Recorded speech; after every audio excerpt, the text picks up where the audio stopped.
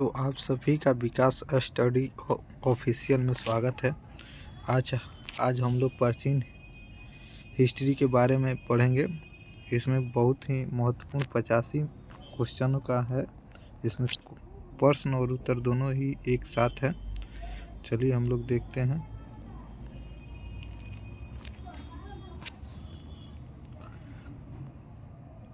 हमारा पहला प्रश्न है, हड़प्पा सभ्यता के किस स्थल से युगल समाधान का साक्ष्य मिलता है? तो लोथल से मिलता है। हड़प्पा सभ्यता की खोज किसने की थी? तो दयाराम साहनी ने 1921 ईस्वी में की थी। सिंधु घाटी सभ्यता का सबसे बड़ा स्थल कौन सा है? तो मोहनजोदड़ो है।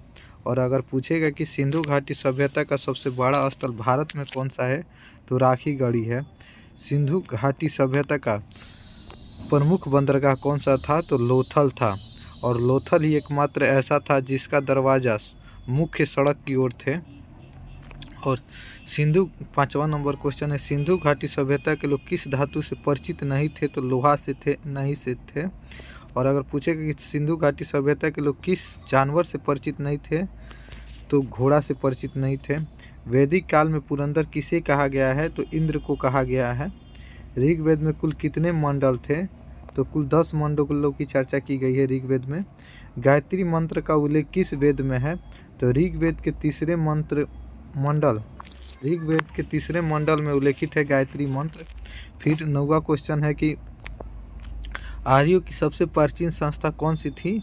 तो विदत थी। आर्यों की सबसे प्राचीन संस्था कौन सी थी? विदत थी। फिर क्वेश्चन नंबर 10 कह रहा है कि किस उपनिषद में सत्यमेव जयते का उल्लेख है? तो मुंडको उपनिषद में है। किस में है? तो मुंडको उपनिषद में है। क्वेश्चन नंबर 11 कह रहा है कि महावीर स्वामी ने किस भाषा में उपदेश दिए थे? तो ये प्राकृतिक भाषा में दिए थे, जिसको अर्धमगधी भी कहा जाता है। फिर पूछ रहा है क्वेश्चन नंबर 12 कि बौद्ध धर्म में त्रिपिटक के अंतर्गत कौन कौन से ग्रंथ आते हैं? तो ये विनायक पिटक, सूत पिटक और अभिधम पिटक है। पूछेगा कि बौद्ध धर्म की स्थापना किसने की थी? तो गौतम बुद्ध ने की थी। फिर क्वेश्चन है, अजात शत्रु जिसे कुड़िक नाम से भी जाना जाता है, ये किस वंश से संबंधित थे?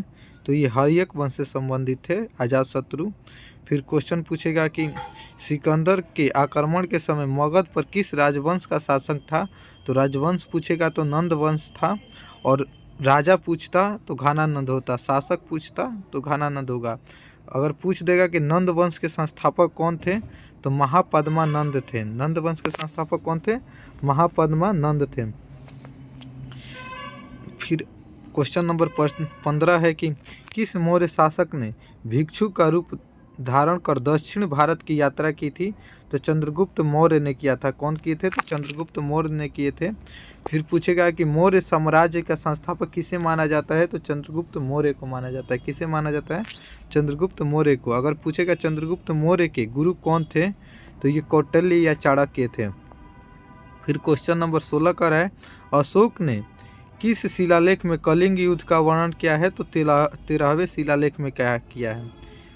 किस शिलालेख में? 13वें शिलालेख में। मलिंद पन्हो नामक बौद्ध ग्रंथ में किसके संवाद का उल्लेख है? तो यमन राजा मिलिंद, जिसको मिनांडर कहा जाता है, और बौद्ध भिक्षुक नागसेन के बीच के संवाद को वर्णन किया गया है मलिंद पन्हो में। फिर क्वेश्चन नंबर 18 कह रहा है कि कनिष्क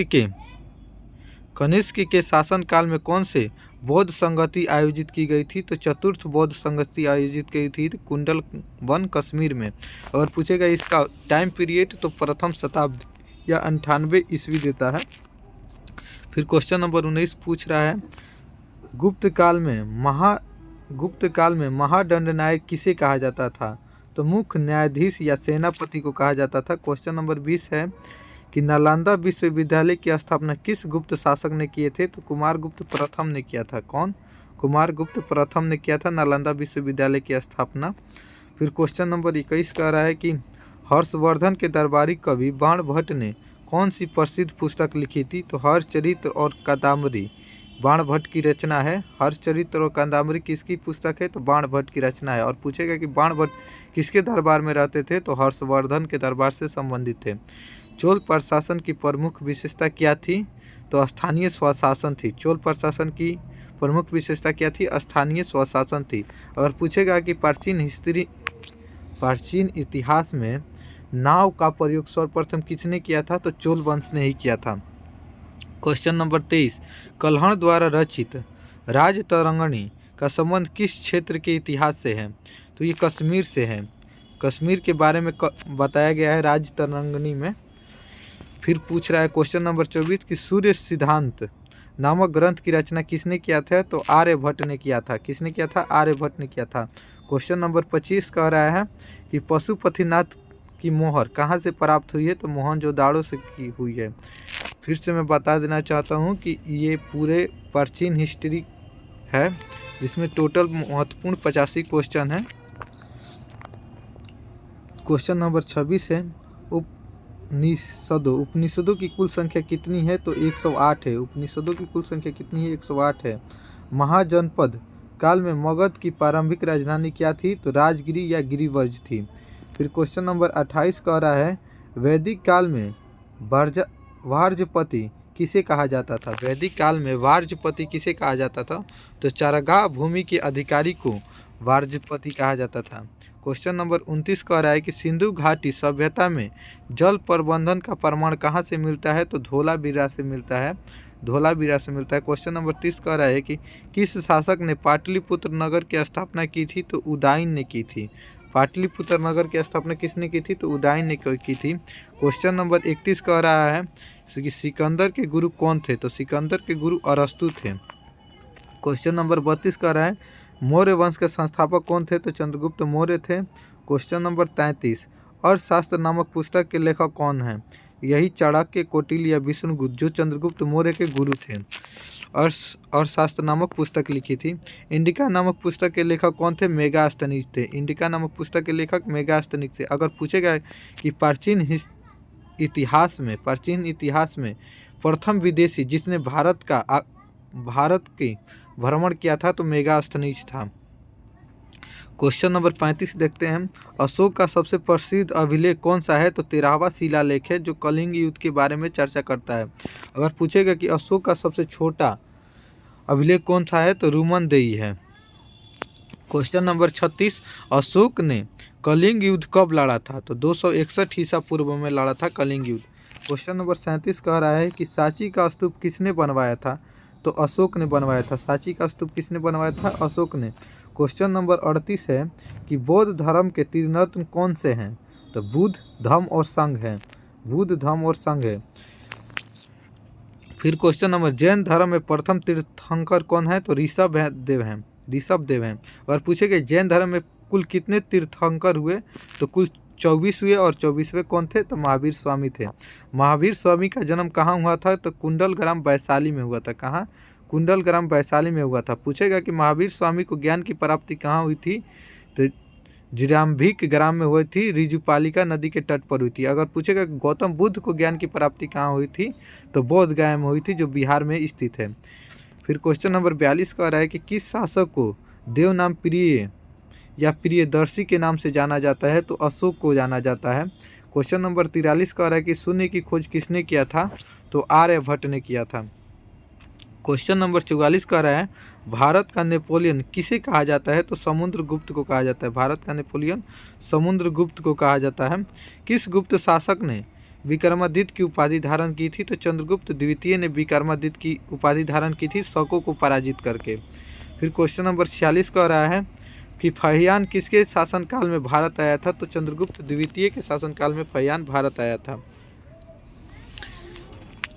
फिर क्वेश्चन नंबर 47 कह रहा है कि मयूर शैली का सिक्का किसने चलाया था? तो कुमारगुप्त प्रथम ने चलाया था मयूर शैली का सिक्का। पंचतंत्र के लेखक कौन है? तो विष्णु शर्मा है। क्वेश्चन नंबर 49 कह रहा है कि अजंता की गुफाओं का संबंध किस काल से है? तो गुप्त काल से है।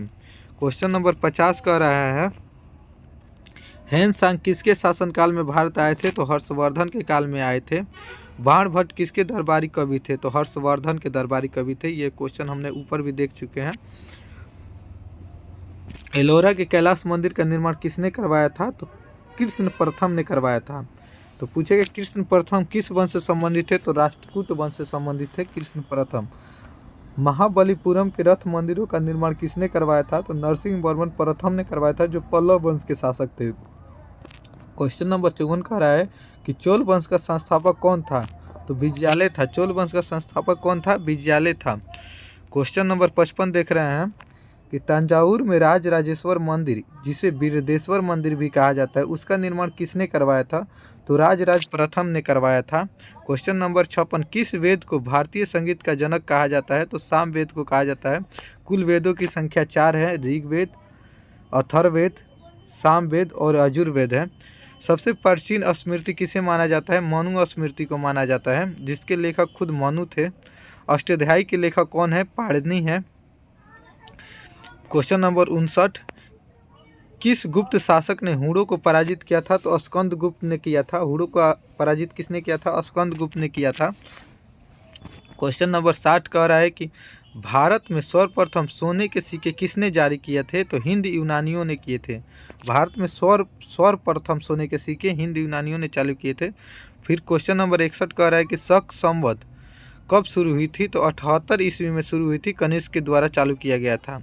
चरक किसके दरबार में रहते थे? तो कनिष्क के दरबार में रहते थे। क्वेश्चन नंबर 63 कह रहा है कि बुद्ध चरित्र के लेखक कौन है? तो अश्वघोष है। बुद्ध चरित्र के लेखक अश्वघोष है। क्वेश्चन नंबर 64 कह रहा है गांधार कला शैली का संबंध किस काल से है? तो कुषाण काल से है।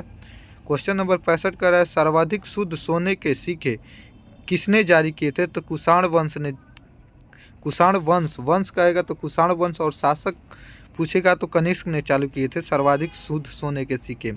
किस गुप्त शासक को कविराज भी कहा जाता है? किस गुप्त शासक को कविराज के नाम से भी जाना जाता है? तो समुद्रगुप्त को भी जाना जाता है। महरौली का लौह स्तंभ किस शासक से संबंधित है? चंद्रगुप्त द्वितीय से संबंधित है। क्वेश्चन नंबर 68 कह रहा है कि कुमार संभव के रचयिता कौन है? तो कालिदास है। क्वेश्चन नंबर 69 कह रहा है मुद्रा राक्षस के लेखक कौन है? तो विशाखदत्त है।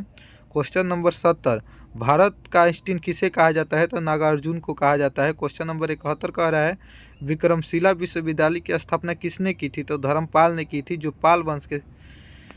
पाल वंश से संबंधित है। श्रीलंका किस चोल शासक के काल में भारत से अलग हो गया था? कुलोत्तुंग प्रथम के काल में श्रीलंका अलग हो गया था। और पूछेगा कि पूर्णतः श्रीलंका को भारत में किसने मिलाया था? तो राजेंद्र प्रथम ने मिलाया था। क्वेश्चन नंबर 71 कह रहा है कि एलिफेंटा की गुफाएं किस काल से संबंधित है? राष्ट्रकूट काल से संबंधित है। क्वेश्चन नंबर 74 कह रहा है कि प्रयाग प्रशस्ति के लेखक कौन है? तो हरिसेन है। क्वेश्चन नंबर 75 कह रहा है किस बौद्ध संगति में बौद्ध धर्म को दो संप्रदाय हीनयान और महायान में बांटा गया? तो चतुर्थ बौद्ध संगति में बांट दिया गया था। श्वेतांबर और दिगंबर का संबंध किस धर्म से है? तो जैन धर्म से है। किस शिलालेख में अशोक ने कलिंग युद्ध के बाद हृदय परिवर्तन की बात कही है? तो 13वें शिलालेख में कही है। अशोक के अधिकांश अभिलेख किस लिपि में है? ब्राह्मणी लिपि में है। क्वेश्चन नंबर 79 का हड़प्पा सभ्यता का सबसे उत्तरी स्थल कौन सा था? मांडा, जो जम्मू कश्मीर में है। क्वेश्चन नंबर 80 आयुर्वेद का संबंध किससे है? यज्ञ और कर्मकांड से है। अथर्ववेद का संबंध किससे है? जादू टोना, वशीकरण और औषधि से है। क्वेश्चन नंबर 82 कह रहा है कि सिंधु घाटी सभ्यता में नर्तकी की कांस्य प्रतिमा कहाँ से मिली है? तो मोहनजोदड़ो से मिली है। क्वेश्चन नंबर 83 कह रहा है किस जानवर का चित्रांकन हड़प्पा सभ्यता की मोहरों पर नहीं मिलता है? तो गाय और शेर का नहीं मिलता है। क्वेश्चन नंबर 84 कह रहा है कि सबसे प्राचीन भारतीय सिक्के किस नाम से जाने जाते थे? तो आहत सिक्के कहा जाता था, जिसे पंचमार्क कॉइन्स भी कहा जाता था। क्वेश्चन नंबर 85 भारत में किस वंश ने बड़े पैमाने पर सोने के सिक्के जारी किए थे? तो सर्वाधिक शुद्ध सोने के सिक्के कहेगा तो कुषाण वंश, और सर्वाधिक संख्या में पूछेगा तो गुप्त वंश कहेगा। टोटली 85 क्वेश्चन थे। चलिए, धन्यवाद। वीडियो अच्छा लगे तो लाइक सब्सक्राइब कीजिए।